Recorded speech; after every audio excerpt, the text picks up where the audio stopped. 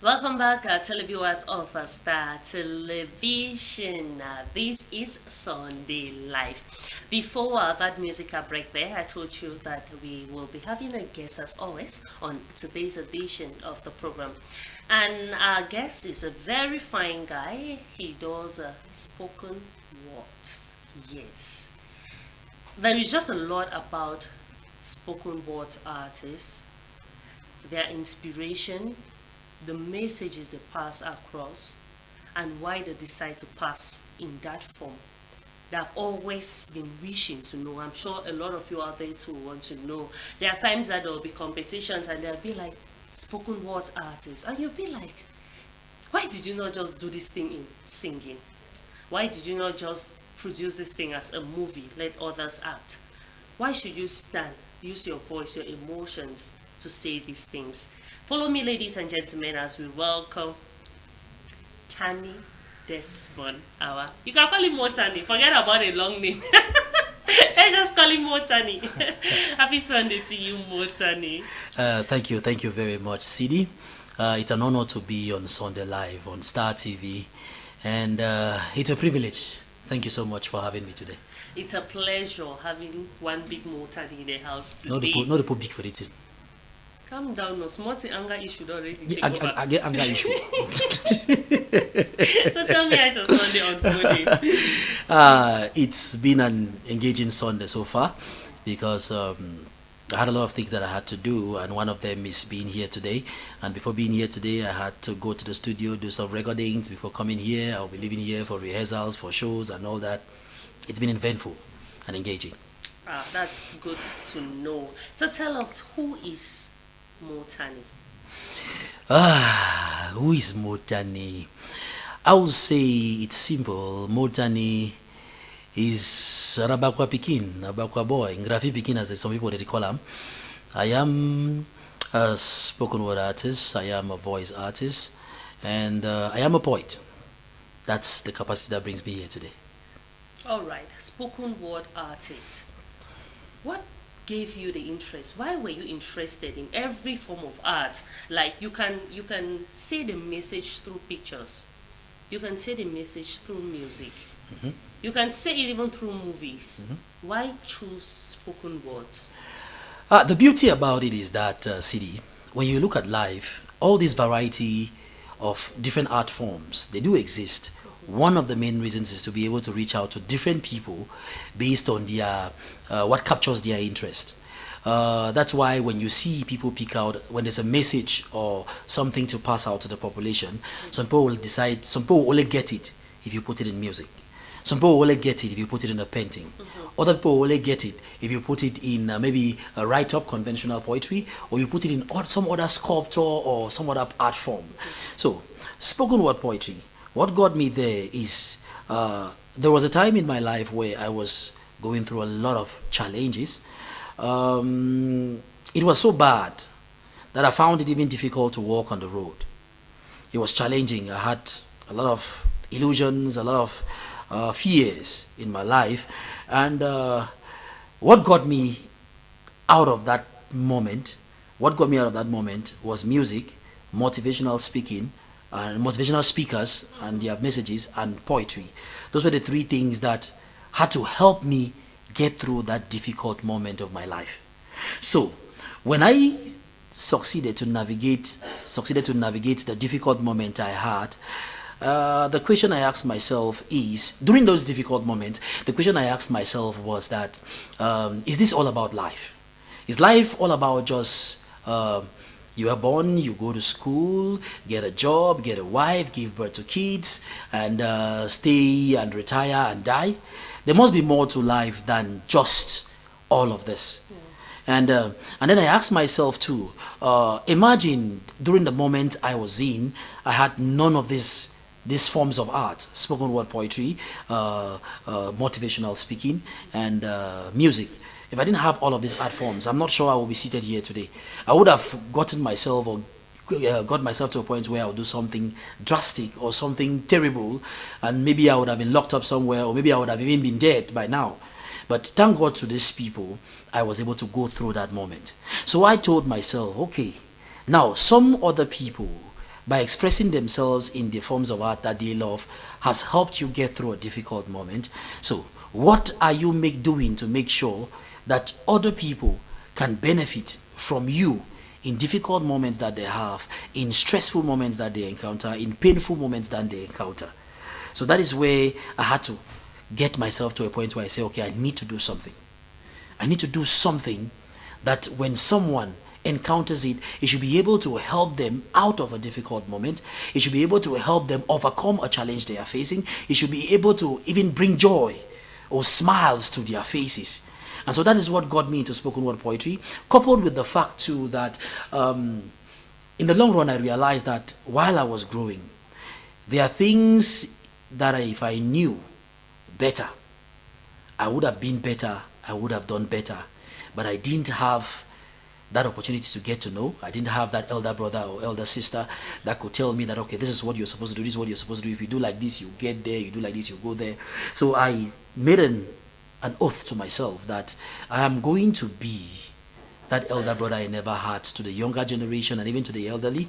I'm going to be that person that I didn't have when I was growing. So I started with motivational speaking, and then in the long run I realized that another way to be able to captivate these people should be using words, because you cannot underrate the power of words. It's by words that creation came into existence. So in the long run, when I saw that, okay, motivational speaking at the time I started was not gaining ground as it is now. You have a lot of speakers now in town. You have the Oliver Shoms, you have Ambrose Kiven Kisi, is an amazing one too. You have so many of them in town. At that time, they weren't much. What I could have at that time to use was poetry. Because at that time, we had Akumbo Jones of La Liberté Arts Group. He was doing the Black Swagger Poetry Slam. And Black Swagger Poetry Slam got the ability to bring a lot of youths together. So I looked at the audience I want to meet, and I looked at where I could get them, and how do I get them. So I saw Akumbo Jones of La Liberté Arts Groups. He was doing Black Swagger Poetry Slam, and that is where the youth were. And why are they coming to Black Swagger Poetry Slam? They needed to listen to poetry, they needed to listen to spoken word. So I had to dive into spoken word poetry. That's beautiful to know, Mottanni. So tell me, what inspires your spoken word pieces? What gives you the inspiration? What inspires you? Because I know you have a lot of these pieces out there for different topics. Yeah. So tell me, what is the inspiration? Okay, Siddy, it's an interesting one. The first thing that inspires my poetry is my life experiences. My life experiences, experiences that my friends and close associates have had. When I look at my life experiences, I listen to their own experiences and their own challenges they faced in their life. I always try to see how I can come up with something that will be able to empower them to keep struggling, to keep moving, and never to give up. Then another thing that has been somehow shaping the spoken word that I do has been my environment. The environment that I am in, the situation of that environment, the things happening in that environment. And in Abakwa that we are in, God bless Abakwa, we have been in the crisis for long. So if you check online, you will see a lot of my spoken word pieces that has to do with the crisis, raising awareness about what is happening, and also giving inspirations and motivations, and seeing how you can get people to get by even though our society has been in a chaotic state.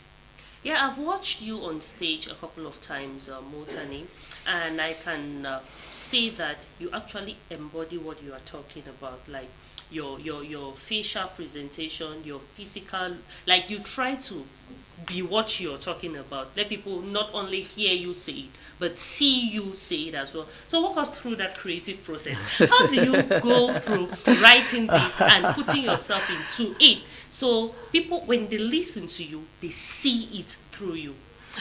The challenge is, I used to listen to this guy, Les Brown. He said it's not enough to give a message. You have to be the message. And being the message means that once you've decided on the message you want to pass out in a particular poetry piece or in a particular spoken word piece, it means that at that point you are not you. And at that point, you need to also reflect on your life and see that, okay, there are things you need to do, or there are things that you would love to do, but you cannot do them because it will not speak well for the message you're carrying and the message you want to pass. So it's like a prison. It's like a prison that you have to lock yourself in to be able to pass out the message in its entirety, because that message that you want to pass out in that spoken word piece, the message you want to pass out in the poetry, might be for just one person. Like I was touched by messages from the Les Browns, the music from a lot of artists, and also even the TD Jakes and all that. They were preaching to a crowd, or they were doing their art and performing to a crowd, but it spoke to me personally. So when I want to do that, whenever I decide on a message I want to pass, I always ask myself, I need to become the message. Not speaking the message, but become the message. Because once you become the message, the spirit you carry is what communicates to the other person's spirit. So despite your appearance, they are able to feel and understand the spirit of the message, and by so doing, it creates the impact. By so doing, it drives the change that you may want to have created in that piece. So how then do you balance now your personal experiences with these artistic expression? Okay, yeah. First things first. First things first. When I want to write poetry, the first things first is, okay, I look at my personal experiences. Then I take a pen. Sometimes I take a pen when I'm inspired. Sometimes I have to summon the inspiration. I take a pen. I write. I don't care if what is coming out is an article or a poem or whatever. I just write. Yeah. So I write those experiences the way I feel them. Write the experiences the way I feel them. Then, when I'm finished writing, at one time, and most times when I've finished writing, the pressure, the pain, the stress is now at a lower level. Now I can keep the peace, go out, do some other things, get engaged in other activities, then maybe come back to it when I'm in a more sober and more calm state, and see how I can make it more appealing, and see how I can improve. I can add the different forms, the stylistic rhymes and all that, to see how I can add it to make it beautiful, and to see how I can add those things to make it easy and comprehensible to the layman on the street. That's a lot. And there are times you present a piece for like 30 minutes and above without reading somewhere. So I'm always like, wait though.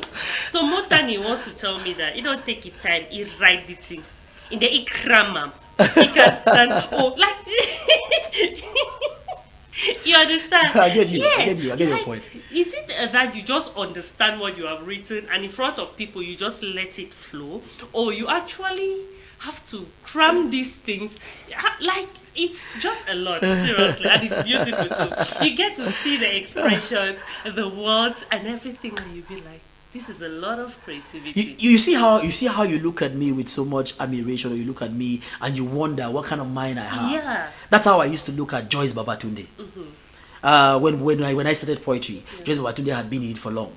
So when she stood on stage for 8-10 minutes and she was vibrating and words were just coming out, I looked at her like I said, Joyce, what did they finish? I said, how you do it in there?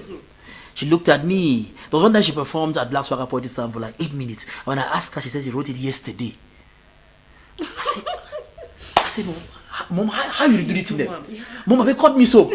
And you see, it was something miraculous. People always talk of miracles, but it was a miracle for me to see someone writing something. He says he wrote it less than 24 hours, and she's performing it and embodying all the words, embodying all the emotions and everything. Yeah. So, but one thing she told me, she said, Mottanni, there is a process to everything.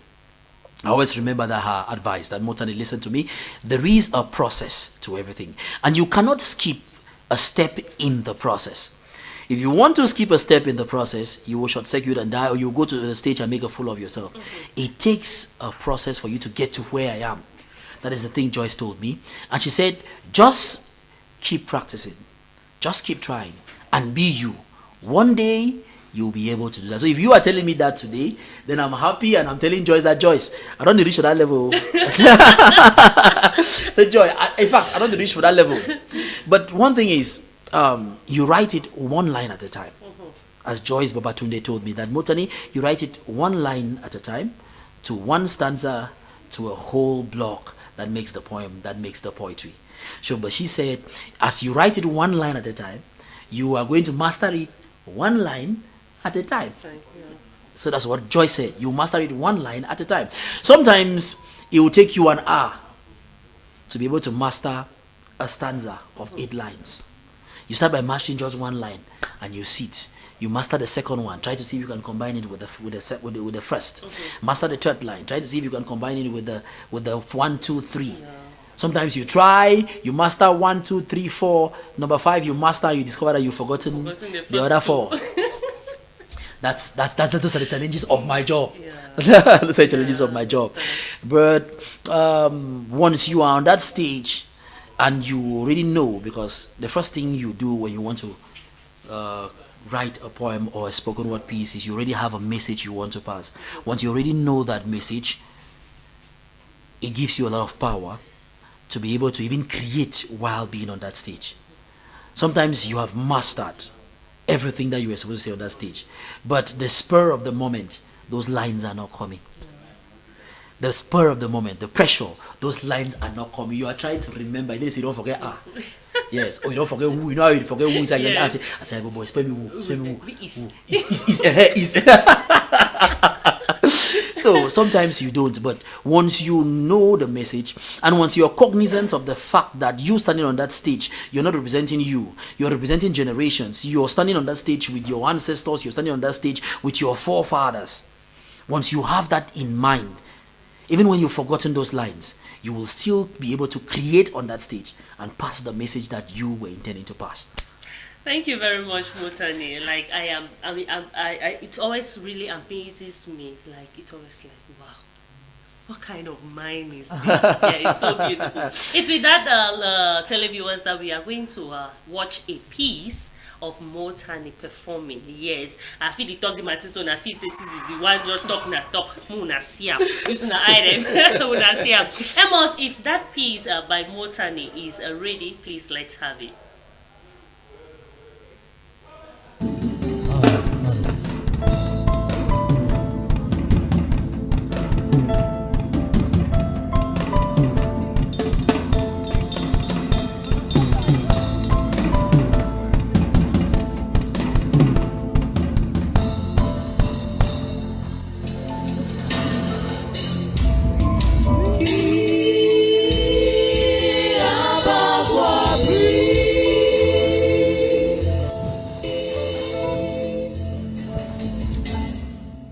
Breathe, breathe, breathe.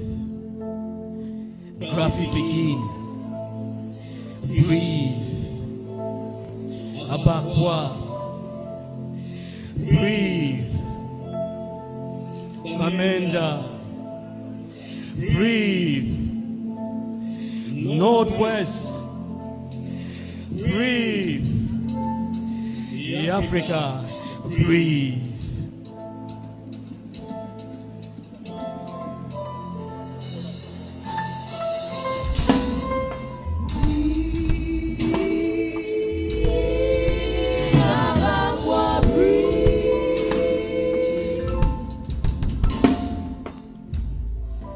I feel love for this place. I feel love. I breathe peace for this place. I risked my life for this place. I broke my back for fix this place. This place is all I know. It is all I dream, and where my parents sow, where my ancestors bled but didn't bow, beaten, humiliated, and their backs used like a cow. But they kept on in sorrow, never water low. Their blood watered this land, so do not expect me to give up now.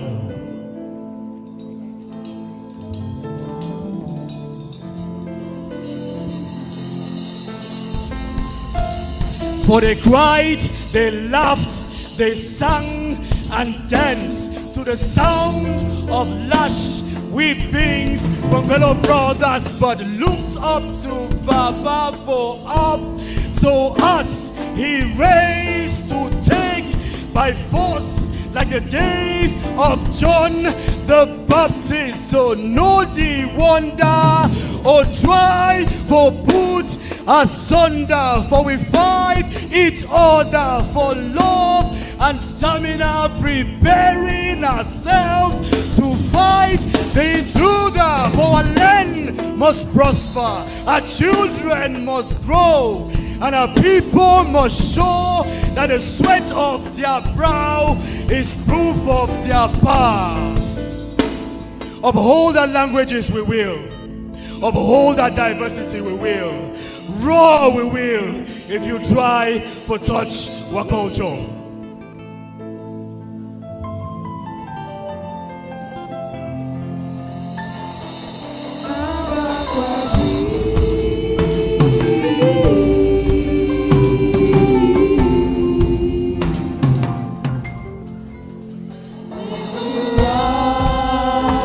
For we are a team. We will soar again. Operating from a different reel. This is where we are meant to be. You know why, so you think we scheme. This is our land. Oh no, we are driven by freedom. Abakwabu. To build this city to stand like a city on a hill, like ancient Babylon from scratch, touch by touch, block by block. So let the hate die. Make man no cry. See we fly. Nothing say we be dry. Make your pain he die. Make your sky he blue. Look to the heavens and soar. From where cometh your help. So look to the sky. Till those who look you as fry watch and wonder as you fly.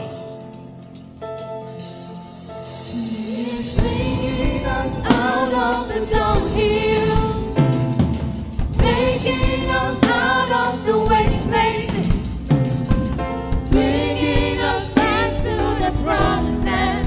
Abakwabu. For I come like the Son of Man, not to pull you down, but to shine on, so you can see my light and shine your light. For though I walk in the dark, I am not looking for the light, I am the light. So now I breathe until my night becomes my morning light. Breathe onto the ground, and place on which I stand becomes too hot and tight, and push me forth to where my feet are feet. For though my future is scary, I won't run back to the past just because it's familiar. This tragedy is my great purifier. I am not the victim, na me be the victor. I am not in danger, na me be the danger. I am not afraid of the storm, na me be the storm.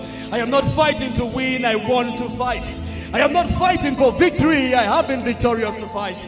I am not saying I am because I will, I am saying I am and I will. I am not saying you can't stop me, I am saying stop me if you can. For it is my mission, driven by a vision from the Most High. So I don't take the decision for no shy for say. Every victor has a story. Every warrior fought a war. Some people get beaten by this battle. I get better in this battle. Breathe! Breathe! Breathe! Breathe!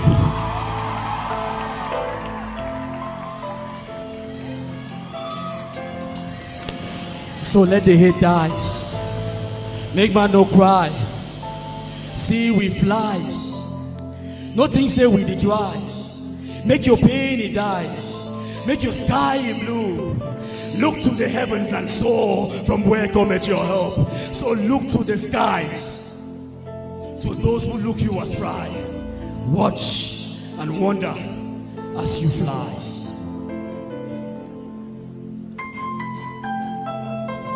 Look to the hills and soar to the wonder, 'Cause we breathe.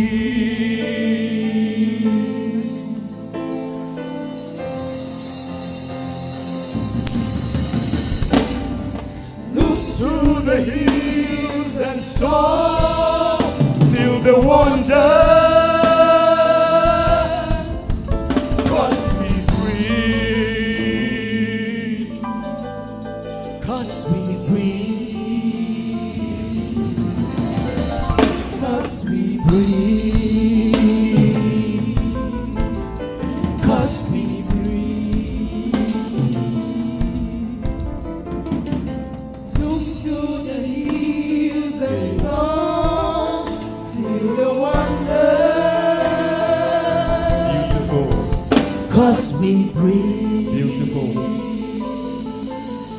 Thank you.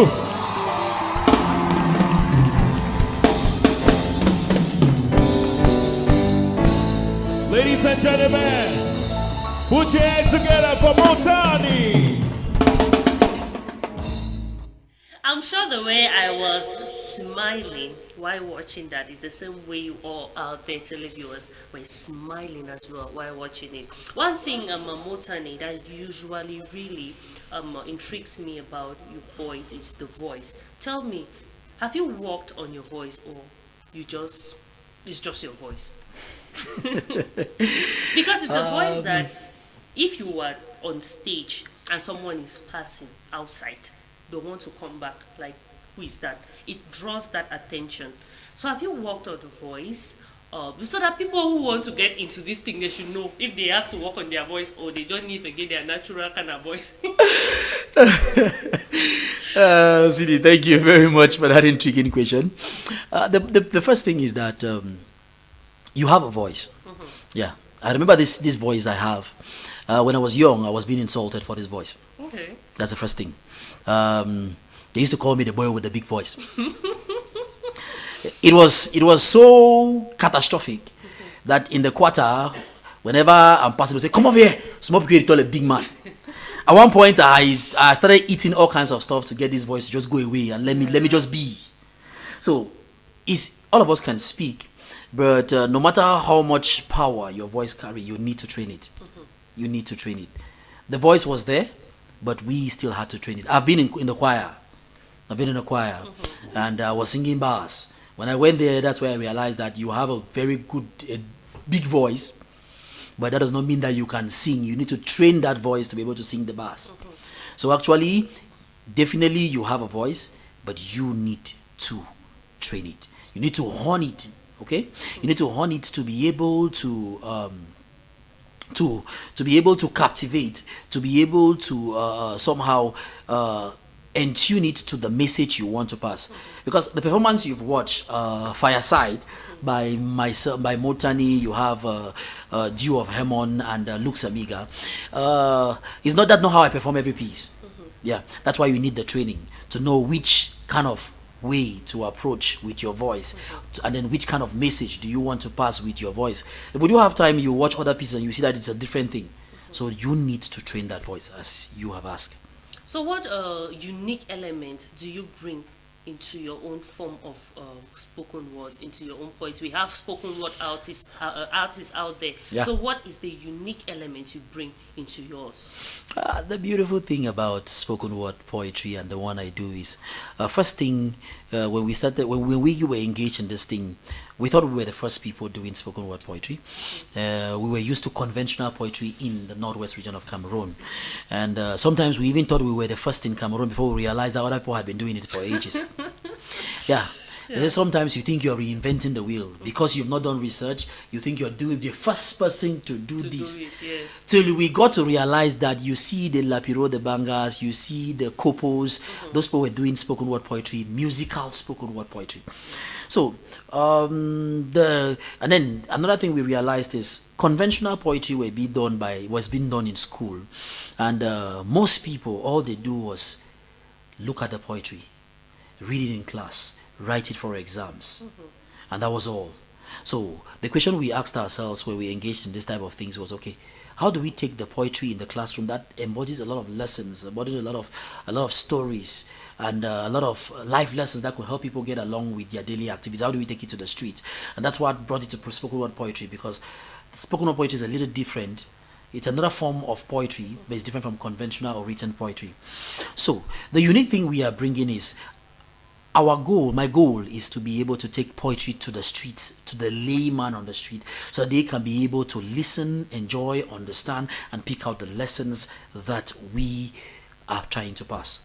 So the uniqueness I'm trying to bring to poetry is, I'm trying to incorporate poetry and music.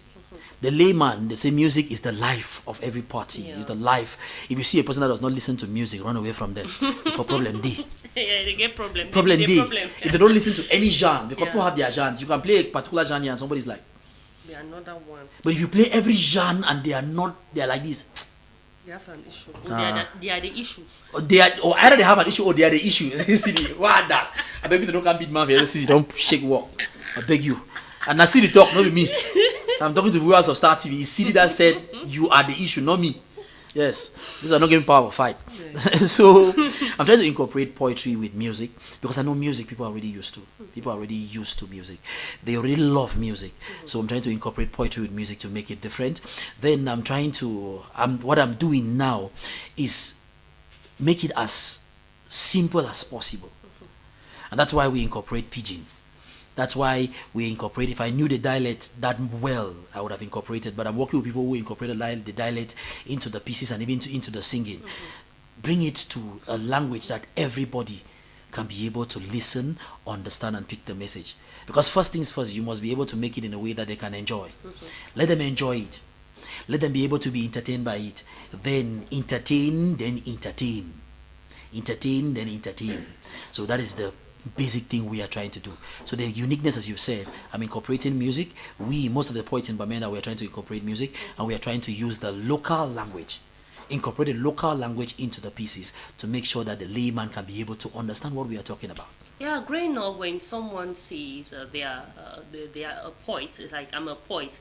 The first thing that comes to your mind is the pencil for big grammar, because you start to think about the Shakespearean languages and all of that. But now watching you perform, do poetry in pidgin, is trying to make people understand. Say poetry no be by bringing words. Me the poetry that define a dictionary. I say, I will break down the word now. You are listen to small poetry. You find advanced learners dictionary. You listen to play post and say, check what everyone means with it. And you miss the beauty of the poetry because once you're listening to something, you are seeing the gestures, you're understanding what they are saying.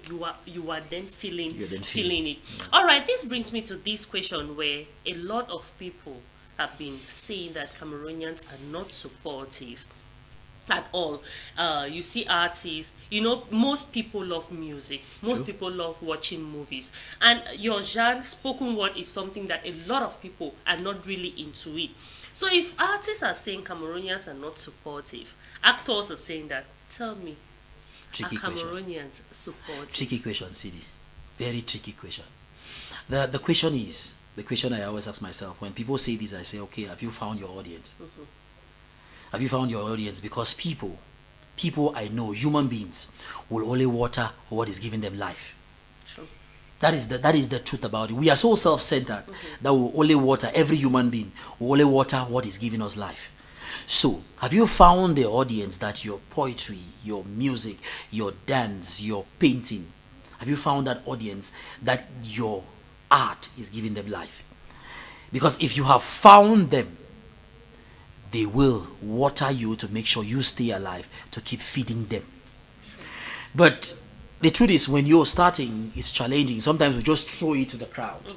And when you throw it to the crowd, people have different interests. And when they don't show interest or appreciation for what you do, you feel like they are not supportive. But bring up what they like, what they feel like is giving them life, and you will be surprised how much they can put in to push it. So I always tell myself all the time, like, okay, there are times you perform and no one claps. There are times you perform and no one gives you anything.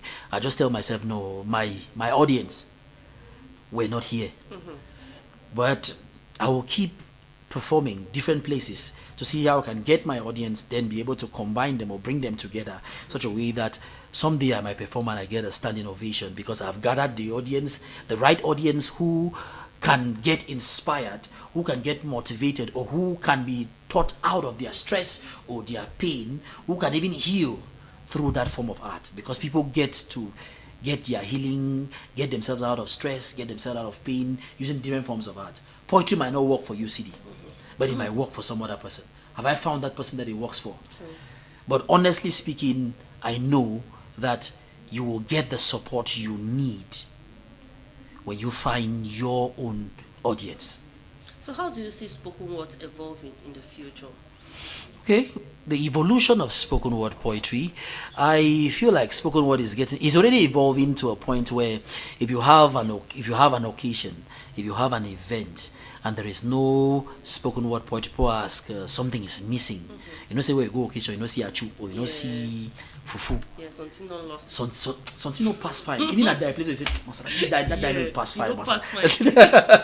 There's an ingredient. There's an ingredient that is missing. So we are at that point where spoken word poetry has penetrated almost every event circle in Cameroon, in Abakwa, and in Bamenda as a whole. So it's a good evolution. But in the long run, where I see spoken word poetry is I see spoken word poetry in that in those places, like spoken word poetry filling the grandstand or filling the stadiums in the country, because it is a piece that its main purpose, first of all, is advocacy. Its main purpose is, one of the main purposes of spoken word poetry is advocacy, to be able to get the audience or get the community to be conscious of the challenges that they are facing, get the community to be able to know the problems in the community, and also give them suggested solutions that if they apply these solutions, it might help get the community to another level. It's also, the purpose of it is also to be able to get them to be able to overcome their daily problems, challenges, and the things they face in life. So I see spoken word poetry in that place where when we call a concert a spoken to a point where we have spoken word poetry concert, not music concert. Because at this point we are perching behind our amazing artists in the Northwest region, our amazing artists in Africa and the world as a whole. We always go to shows where it's a concert, a musical concert. Then we just melange and see how we can sneak spoken word into it, smuggle it into it, so that you can catch those audience in the music concert that are in tune to be able to love and understand spoken word poetry. So but we are seeing it in a position where we want to see it in the next years, in a position where we are calling for exclusive spoken word poetry concerts, and we have 1,000 people. We have 5,000. Bamenda is made up of more than 20,000 people. So we want to see if we can have a concert and we just take just 1,000. Then the other 9,000 people even go for the musical concert. Yeah. Yes. 1,000 audience. I think that's the position we are seeing ourselves, and we are seeing it in a point where we are seeing it at that position where it can be able to be that leading form of art that raises awareness to our struggles, to our problems, to our societal challenges, and that leading form of art that also gives suggested solutions to the challenges that we are facing, to our struggles, and also to the problems that each family is facing. Thank you very much, Mottanni. If we keep talking about this spoken word, me and you go talk so tomorrow we go carry no. We're not finish. We'll see the way we I want us to talk about what's happening in our celebrity world. Oh, I like that. Before we come back again, I like that. To the spoken word part.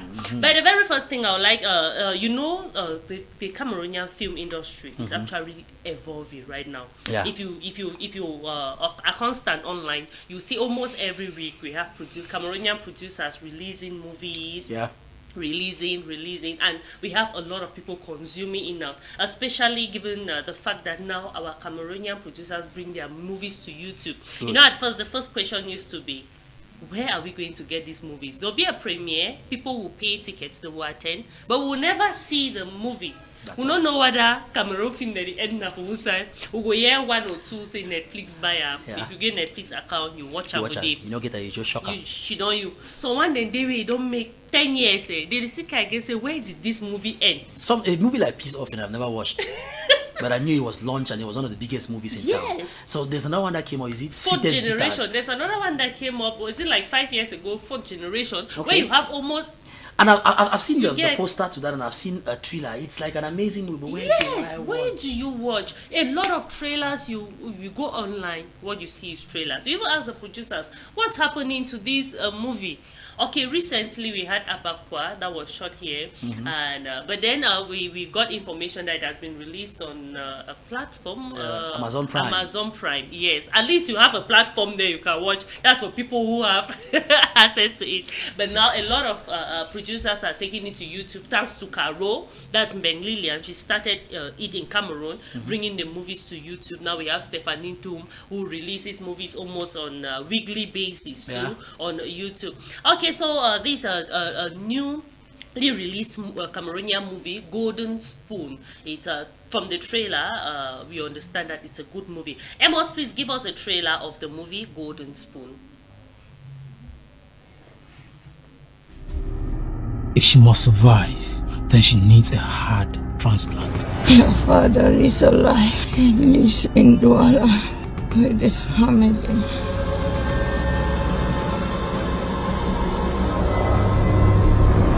Which side they go? I dey go Douala. Your ticket they show say they come on and come back. You disappoint me. I'll be off in an hour. We could hang out if you're up for it. I'm a manager of a company. Don't I have the right to make certain decisions? You have the right to take a lot of decisions, but I will not allow you to take decisions that might turn out to be detrimental to this company. What are you insinuating?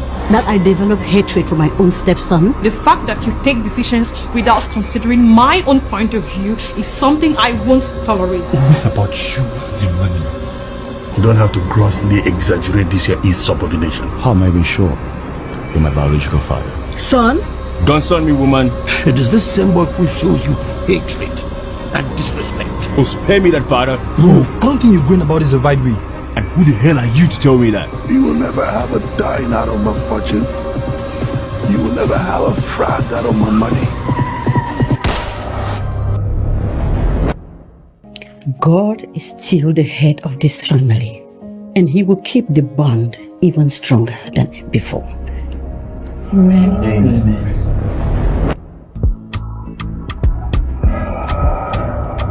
Now go there, Allah. Golden Spoon. Mottanni, what is it? Siddy, well, you watch a whole tiller so, then point at the button. Go ahead, I never see to Ishwa. In fact, I don't have to see her. So Golden Spoon is available. You can go on YouTube and you watch it. Don't mind Mottanni, whatever he's saying. Are you want to say the talk But about talk to it, tell me, Sebastian. No, we'll forget about that part. All right. We're going to have a different thing. Okay. Okay, Mottanni, do you know Alva of Akumba Music? Yes, I do know her. I think she has released 2 tracks, if I'm not mistaken. Yeah, 2 beautiful music. Array, and the other song I've forgotten the title. This blogger, we call him this blogger Surely, I think that's the name, if I'm not mistaken. He came on Facebook recently, and he was like, he feels like there is trouble in paradise. Don Chaleux. He feels like there's trouble in paradise. And he was like, rumor has it that there's a little cold war between the record label boss, Achu Nomad, and his latest signee, Alva. She was signed to the label earlier this year. Amos, please, can we have the image? Okay, let's have the image. From Akumba Music. Yes, that is Akumba. We have Alva, and we have other signees. She was signed to the label earlier this year and released her debut single Array, which was well promoted and made wave all over social media, especially TikTok. She followed her debut single with a sophomore track, Latipo, which sadly did not go anywhere as the promo was weak. Like, I'll not read that part. Sources close to the label are whispering about an internal conflict between the record label boss and his signee that has led to a possible suspension or sidelining. You know, for a long time now, we have not heard about her. The boss post is only maybe about Elisha K or about King Luca. And then the last time Akumba Music posted Alva was on May the 10th. You know, of our first days episodes. This blogger, they did not just find a problem or they talk not true. See, no. They recently went on a little outing in Limbe and everyone in the label was present except for Alva. They had a recent photo shoot in African print, just the 3 of them. That's Achu, Elisha, and Luca. Again, Alva was absent. About 4 of their label members, that's BK, Claude, Elisha, and Luca, will be traveling to the United Kingdom for a tour, as you can clearly see, but Alva is not in the picture yet again. On World Music Day, that's June 21, the Akumba posted just with the 2 boys. Again, no Alva on site. So is there trouble in paradise? When I say, the blogger just want talk na talk. No, they did in this, so he get plenty interpretations, and there are plenty possibilities can be. He has cited out his own possibility that he thinks it can be the problem. but it can still be not a problem. Not a problem. Because I remember too that Elisha K had been out of the scene for a long time. There was a long time that they were not posting Elisha K, and you had bloggers who come online and be like, has he been sidelined? Has he been? The challenge is that, Siddy, when you look at the bloggers we have, they are doing amazing work. I want to appreciate a lot of them that they have matured to a point where they have realized that it's not about fanning flames, but it's about finding sustainable solutions to help people and to help artists in particular to be able to navigate the treacherous industry that we have. They have realized this. So my challenge is Don Shalom has taken a perspective that he feels like there is trouble. But we know the entertainment industry. Scarcity drives demand. So that another possibility might be Akumba Music, one of the greatest record labels that we've had in this nation for the past decade, might be keeping her off to be able to create scarcity. You know, the scarcity, the raise price. Scarcity of any good raises price. True. It might be that they just wanted to keep her off so that people get to notice like this and start demanding like this. Yeah, very true. Then she pops up. But another possibility might be that sometimes we always say that sometimes they say find yourself before you climb up.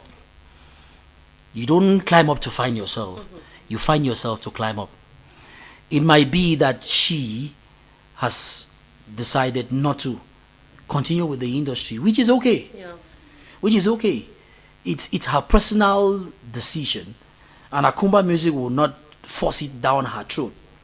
We don't know. We are just making speculations. I'm happy that Don Shalom is very, very categorical when he says there might be. There might be. Yeah. I like how he's just he giving uses his what words, he has seen. so that if he is summoned, he will be able to say that, okay, I said they might. They might. With the laws that has to do with cyber security and cyber bullying now. He's very smart and tactical with his words. But one thing I want to say first of all is I want to applaud Akumba Music for the great work that the team or the company has been doing for artists in Cameroon, the great work that he has been doing for artists that are originated from the Northwest region. He has done a lot, and despite the hurdles and the troubles he has been facing on the way, he and his team have kept on. They are even venturing into movies, venturing into comedy, and they are doing amazing work. So, but what I want to say concerning the Alva story is that only time Can't tell. can tell. Obviously. If it's been an entertainment tactic, the one we will almost start to talk. Showbiz no. Yeah, plus way they no say showbiz space the way. What catches people's attention is the negative. Yes. I will take an example for Alain Menget. You know, he has always given the social media space the idea that he has low sperm count and he has no child. He has never been married. He has no family. Like, he gives the idea. I remember last year he said he will soon be 50 and he's still looking for compatibility. And you make a good point. The year punchline, he will soon be 50 and he's still looking for compatibility. Yeah. Punchlines. Let's go ahead. So it made a lot of people be like, okay, the old man, so he never married, he no get picking, and all of that. He has low sperm count, he has this, he has that. Recently, he went on Dicho Boris' podcast and he said, all of that was a narrative to gain attention, since that is what the people want, negativity. And from there, he posted like 3 of his kids. Like this, his daughter, his son. You know, I see that one. No? I watched the live, but I didn't get to finish it because of internet hurdle. So he has posted 3 of his kids. Yes. Amazing. So me they say actually Zipa no gain nothing. Showbiz. So tell me, did Tila and Askia beef if he say go ever end? Tila is one of those artists that has given her life for Abakwa. She has given her life. No matter what people say, I have always respected that lady. It is not easy to give your life for a people that don't actually give a damn of how you are. They talk about picture where they don't send you. They don't send you. That's better. Yeah, they don't send you. That's true. It's not easy, but she has given her life and her music to raise the vibration and the frequency of Abakwa Bamenda. Askia too is another artist, another rapper in the in Cameroon, in the southwest region, that has given her life for the same art, and has given her life for her own people. So these are two, I will say, multi-talented artists in the music industry that we have. And they are people that whenever I meet them, I respect. I've been at shows. We had a poetry, the What Splash Natural Poetry Festival in Boya, and she was there to perform. When she was there, I give her all my respects. Tila has been at the New Breed Africa Celebrity Awards, and she has done a lot of performances live. Tila is that kind of artist that she will take the mic. If it's live, she will marvel you. If it's playback, she will marvel you. Askia is the same. If it's live, she will marvel you. If you play back, she will marvel you. So I feel like when you look at the two of them, talents, they worry them plenty. Yes, because over the years, they'll be like, we have to on site. The next day, you go see and say, Tila don't carry long up, say, Askia don't sideline me for some event. Look at too fine. You look at too fine, you say, no. So do a blogger, no. That they cause the problem. So a blogger then, because they want drag attention for their blogs, because by so doing they generate income and wealth and be able to put food on their own table, they create these beefs that sometimes did not exist. But these beefs now come up to spark up beefs that wouldn't have even surfaced if these beefs did not exist. Because if you look at the post that Tila made this week, that post we did a whole blog, like a whole website. The whole website. We explain how she's Askia gets to eat. When you look at issue. I look at that they had to do a song. They go up. They don't I look at Tila's storytelling ability. How she was able to structure that. Very interesting. If you start reading, you must want to get to the end. That's how talented Tila and Askia are. Because when you look at Askia's write-ups too, how beautiful it is. When you look at that, it's not like she was trying to, for me, my personal judgment was, after reading that, it was not like she was trying to beef Askia. It's not like she's trying to spark up the squabble that they've always had. I don't know the squabble that they've always had. I don't know whether it's over the art or it's over something else. Because you never know. They don't put up some place, man, no. There are things that are hidden behind the cameras. And we see only the effect of it. And it's their personal stuff that they need to keep for themselves. Till they decide to bring it in front of us, we cannot see. So I don't know, but I feel like she was writing reconciliation, and then what I understood was she was also trying to bring to the limelight what bloggers are doing. They are causing those squabbles between the two of them, because it's not like she's saying that, okay, I cannot work with Askia like they used to say before. Because the two of them are talented. If the two of them can combine with the other Mines and the other rappers that we have, they will be unstoppable, and they'll be able to fill stadiums, and they'll be able to also make a lot of money and meaning for themselves. You know, she did a song recently. She had Tila on it, and then Askia go beef all them. So we'll assume say na showbiz. Because if Alena Menget, after how many years of convincing me that he is a celibate with no child, don't present it repeating them, that means say we will make so Tila and Askia and Mine don't decide to put that beef online, but they are fine. They are fine. Yeah, it's true. Time is not on our side, Mottanni. So tell me before we go, what advice will you have to those who are the emerging spoken word artists, those who love your art and they want to be like you? What advice do you have for them? I think I never look in that camera before I talk that one. I look straight through, look you from my eyes, in my eyeballs. You understand? One thing I always tell them is simple, that the world wants to hear your story in your own words, in your own language, with your own style. Listen to Mottanni. Listen to other spoken word artists, but don't try to be them.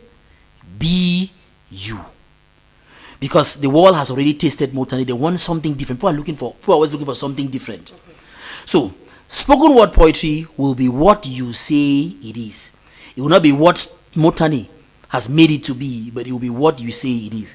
So remember that the world wants to hear that story that you have. They want to hear it too. And they want to hear it in your own words, in your own language.